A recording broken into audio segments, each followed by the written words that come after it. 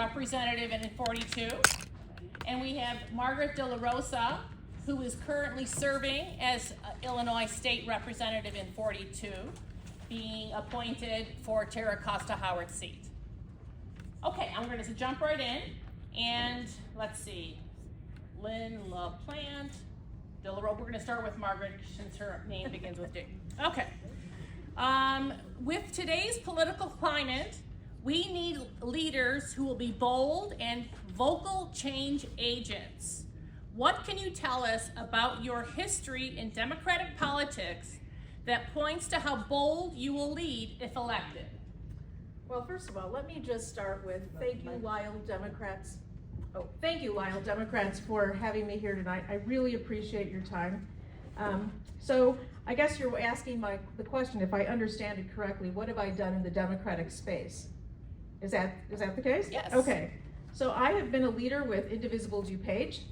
I took that up. I have also been a Democrat for Senator Elizabeth Warren in the 6th District. And in addition, I've not only led, but I was one of the organizing fellows for the No Kings March that was around Roosevelt Road. I also attended the first Women's March in DC. Okay, Lynn, you want to give us your answer, or do you want me to repeat the question? No, I think I have the question. Do I have to press a button? Yeah. Yes. Here we go. All right. Hi, everyone. Good to be back in Lisle. Good to see everyone. So that question, it was very specific. What kind of bold Democratic leadership have you shown? So let me tell you about that. I am currently in my 3rd term on the DuPage County Board. I've won 6 contested races in a row. Every single one of my primaries has been challenged. I have had 3 very tough general elections that I've won.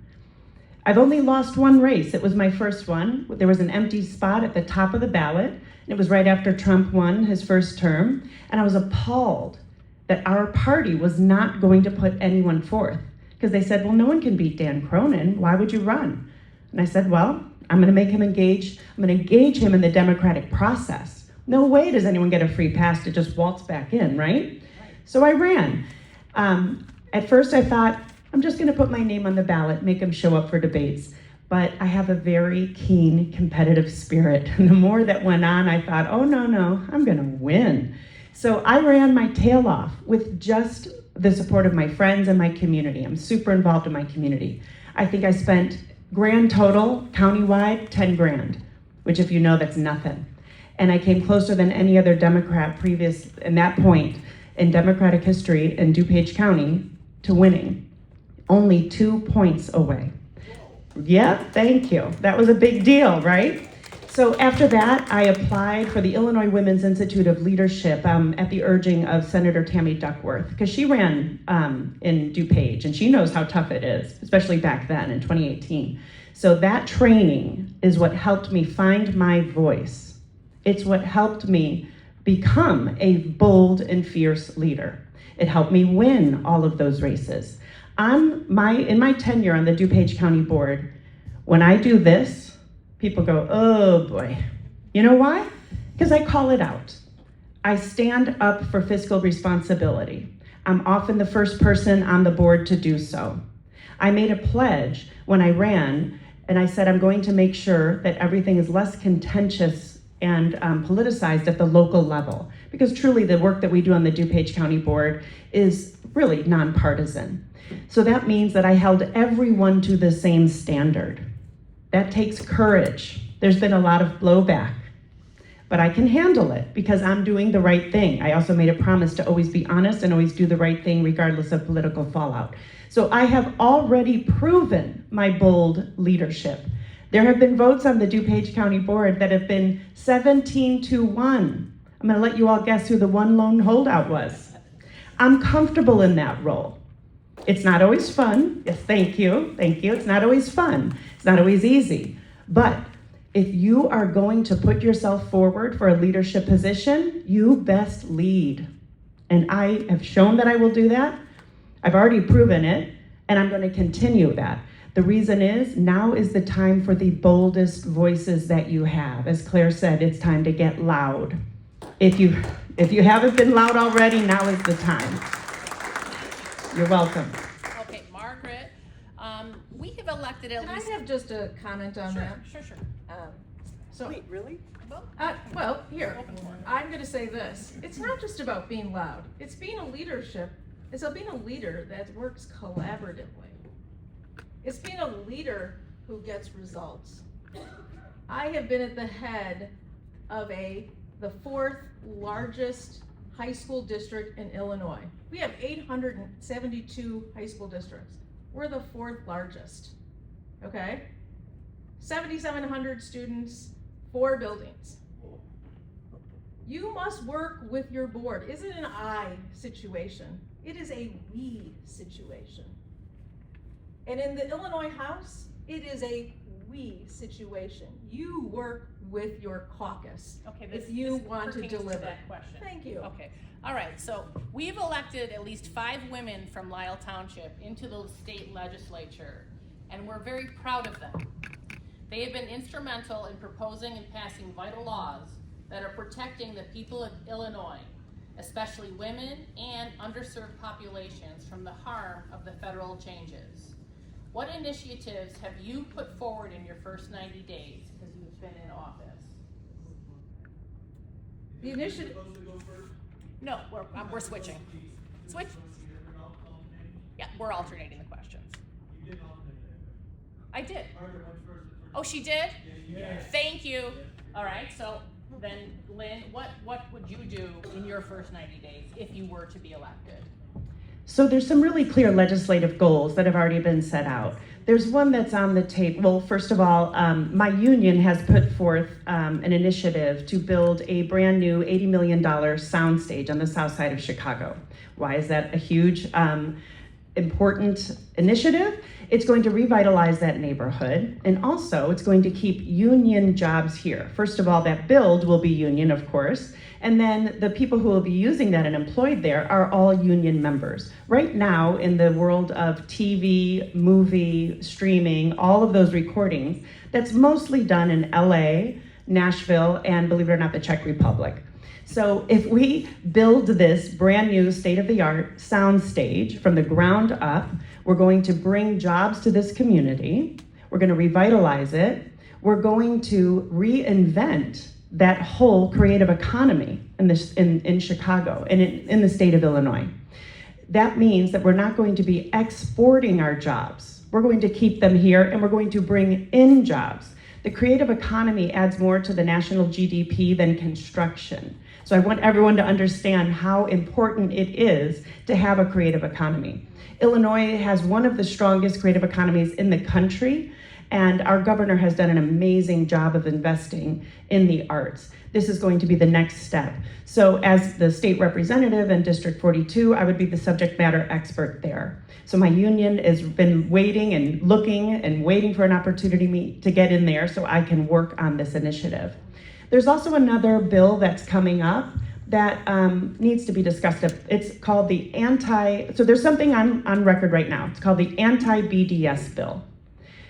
And it's sort of an odd bill. You can look it up. I'm going to ask you to Google it, so I'm not going to spend this whole time explaining it, but please Google it. And there's an initiative to put forth something to repeal it.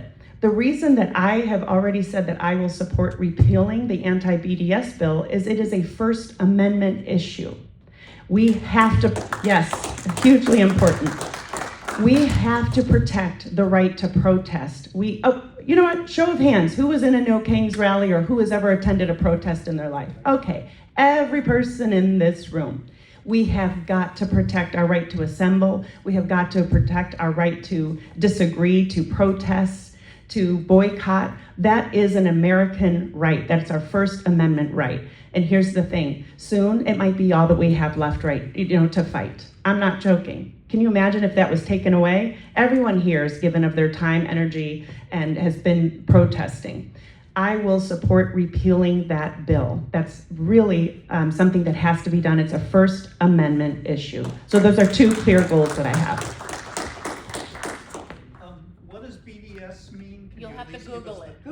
Google it. Boycott, okay. divestment, and sanctions. Okay, Margaret. Say the initials again. Sure. It's BDS. It stands for boycott, divestment, and sanctions. And so what it does is it punishes people and companies if they were to protest, like Ben and Jerry's, that kind of a thing that happened to them. Sure. In the first 90 days. In your Okay, so many of you may know or are aware, I have been appointed by the Democratic Party of DuPage to the State House seat 42. So I have been in veto already. I was sworn in on the 12th. I was in veto on the 14th. And in between that, less than 24 hours after being sworn in, I stood with the speaker at Broadview. So 90 days, you don't get 90 days.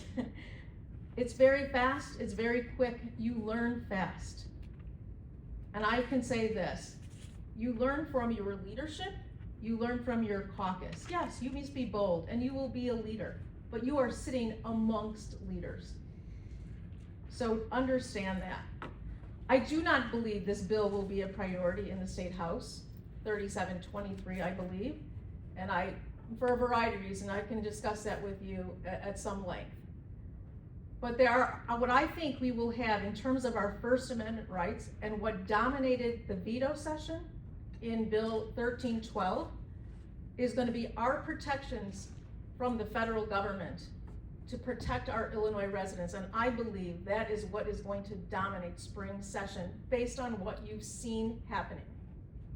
I am absolutely 100% going to defend your rights. I have been supporting and organizing the people who become members of Indivisible DuPage. Standing room only post-election at 2 Hound Red in Glen Ellen, up until October, where we had 12,000 people from County Road to all the way to Villa Park. We did that as leaders of Indivisible DuPage. I will stand along you always to defend our rights. But I believe the spring session, 90 days, will absolutely be about that. The bill that we passed during veto, we are now in a lawsuit with the administration. And now Kwame Raoul, our AG, is now countersuing the Trump administration. And we're gonna see a lot of that. You know, I would like a chance to just point out when you hear, well, we're a caucus. Yes, absolutely. But is the caucus up for election? No. We are up for election individually, and we are standing here individually on our own 2 feet with our own name, talking about what will we personally do. So yes, once you're there, you're a part of a caucus. But in order to get there, you have to show who you are as an individual, and I think that's really important. Okay. I think I have shown who I am as an individual. For 10 years, I have served our community, school children. 10 years, uncompensated. I have been there. I have seen rooms like this, to ban books, to not wear masks, to come back to school before we needed to not allow children to use the restroom of their choice. These are absolutely First Amendment issues, okay? I've been there, and I've been doing it for 10 years, plus managing a $170 million plus budget. Thank you. All right, and the last, thank you. And the last question is, Margaret goes first, thank you. How will you stay connected to the interests of the voters of DuPage County rather than bend to the majority, which translates into what's good for Cook County goes for the rest of the state? Oh, that's a slam dunk for me. So, I have been a 37-year DuPage County resident. I was here before the blue wave. I knew people like Dan Bailey when he was running for all sorts of offices. I've been a League of Women voter for many years. We have a group of DuPage reps. Janet is one of them. We work collaboratively collaboratively together. DuPage is the second largest county in the state. How I stay connected to my voters? I have been at doors every day since October 15th. I took a break during veto, and I came back from veto and started again. I have knocked many, many doors, and the conversations are the same concerns we all have. But there is nothing but knocking doors. Nothing can replace that, and meeting with voters.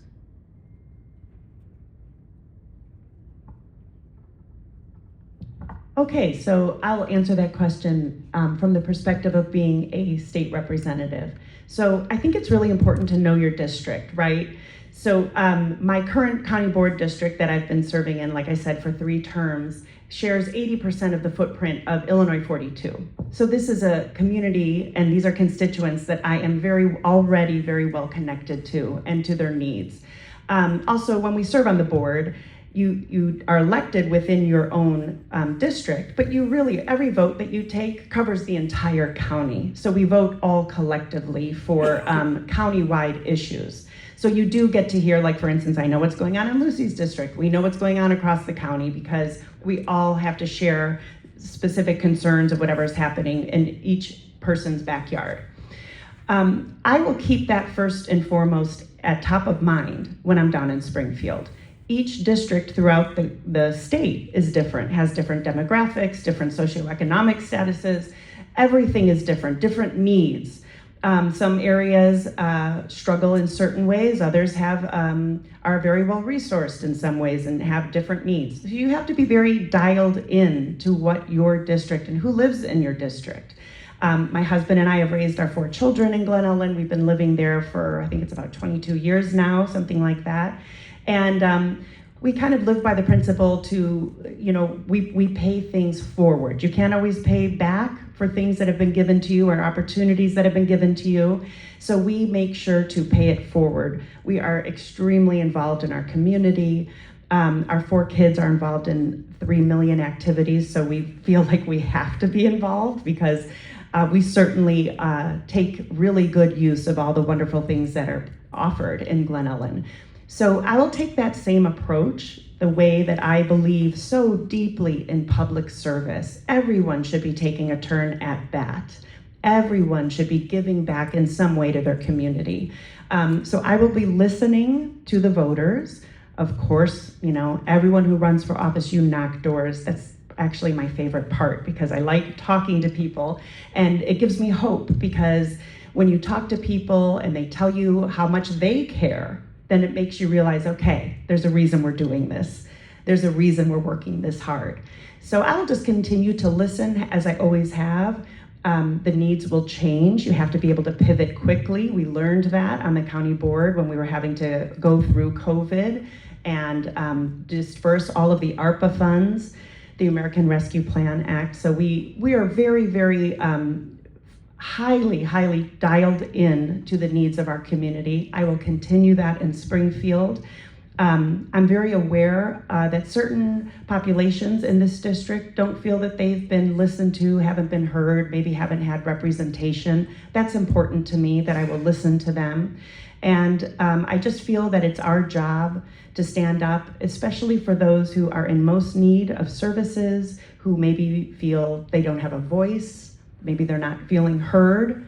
That's what I like to think of as being a champion for those folks and those members of my community. Thank you. Mm-hmm.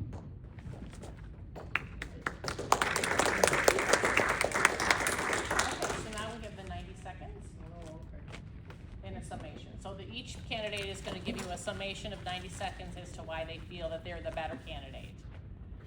And I guess Lynn goes first on this one. Okay. Thank you so much, LTDO. I really appreciate this opportunity. So by profession, I am a concert violinist and a violist. As I told you, I live in Glen Ellen with my husband, Mike, and our 4 children. These are serious times, and we need a serious candidate who can meet this unique moment in our country's history.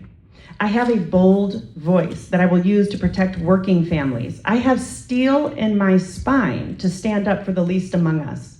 I have integrity and a strong, innate sense of justice. I have run and won 6 contested Democratic races in this district already. Voters have seen my name on every single Democratic ballot since 2018. And as a lifelong, loyal Democrat, I was selected for the best political training in the country for pro-choice women. It's called I Will, Illinois Women's Institute for Leadership. I'm a proud union member with a history of championing labor. I'm the only candidate in the entire state who received the endorsement of the Illinois AFL-CIO over a sitting member of the legislature.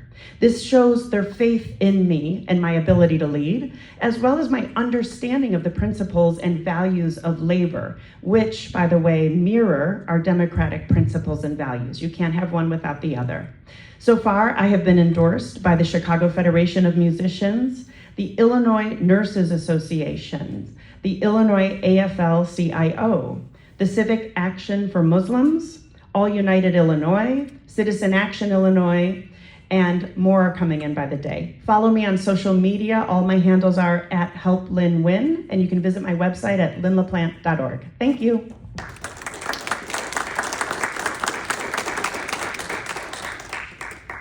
Thank you, Lyle Democrats, once again. I want to let you know who I am. You know, Democratic primaries are about picking the right person to advance our ideals, okay? My name is Margaret De La Rosa. I'm a longtime Glen Ellen resident and a proven local leader. With strong community ties, I was proud to be appointed as the state representative for the 42nd District. Now I'm running to earn your vote on the March 17th primary so that we continue our work together to fight for our shared democratic values, including strong public schools, affordability, and government that works for everyone. I have been elected 3 times by my board. My board colleagues have entrusted in me the presidency. I have also been supported by 17 elected members, including 4 members of the DuPage County Board, Lynn's colleagues. I will fight for our shared values. The one thing you'll know about me is I haven't been stripped of my committee assignments. I lead my board. I am not shunned by my board. I can fight, and I have, which otherwise we wouldn't have passed House Bill 1312 to protect us from ICE. And I will continue to lead on that front, and that's within 48 hours of being in Springfield. So I can fight.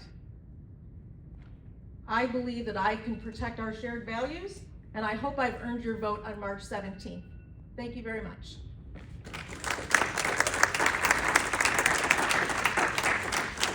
Thank you both so much for taking your time out tonight and coming out with us. And I hope you get to your meeting, Margaret. Yes, thank you. And